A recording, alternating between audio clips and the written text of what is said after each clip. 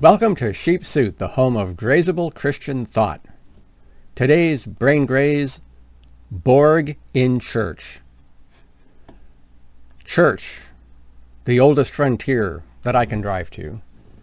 These are the visits of the car sheep suit, his continuing mission to explore strange, new to me churches, to seek out any spiritual life and maybe have a fun conversation, to boldly go where I've never been bored before.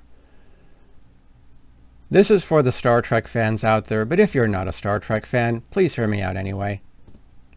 One of the greatest villains in television science fiction were created for Star Trek: The Next Generation back in the late 1980s. And they're the Borg, which I imagine is short for cyborg. They returned in Star Trek shows on occasion right up until very recently in Star Trek Picard, which I found to be a very fun, watchable, nostalgic for me Star Trek show. The Borg are human at the core, but have so many computer and mechanical implants which interface with their brains and nervous systems that they are really robotized humans.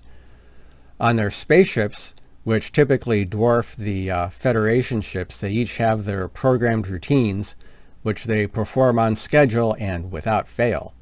Sometimes Federation people will beam aboard a Borg ship, and the Borg just go about their day, about their routine, not even noticing that they have unexpected visitors or even wondering if they need to do something about this. This is what it's like for me to visit a megachurch, or even a church that wants to be a megachurch. I call these churches worship, entertainment, business churches. The show is the thing. The show connects you with God somehow. People are there for the show. When I visit these churches, I feel like a Starfleet crewman beaming aboard a Borg ship. I simply don't exist.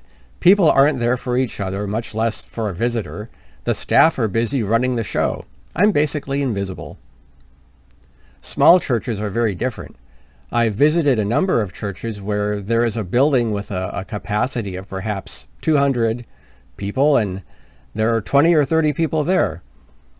These are rather common where I live.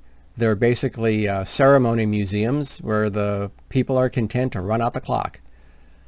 But at these churches, it is impossible to go unnoticed, and typically after the service, some people say hi to me, and I've had some really fun conversations. There's what I call a clobber verse, that is, a verse that is used often by church leaders to keep the sheep in line and coming to church, and that is this. Hebrews 10:24-25, New American Standard 95, my Bible of choice. ... Remember, no complete context. ... And let us consider how to stimulate one another to love and good deeds, not forsaking our own assembling together, as is the habit of some, but encouraging one another, and all the more as you see the day drawing near. It's funny how so many professional Christians are so serious about not forsaking the assembly, but not so serious about us sheep encouraging one another, and don't even mention stimulating one another to love and good deeds. Deeds don't count, faith does, right? You can't really have a community of people one anothering and an audience for a show. Having an audience is easy, predictable, and controllable. It makes the professional elite the center of attention at all times, which is what church is all about, right? So I'm not to forsake meeting together, but it doesn't say I have to assemble with the same Christians every week for my entire life, or for years, or even months if it serves no purpose at all. I've tried that, and I found it is a cruise to nowhere.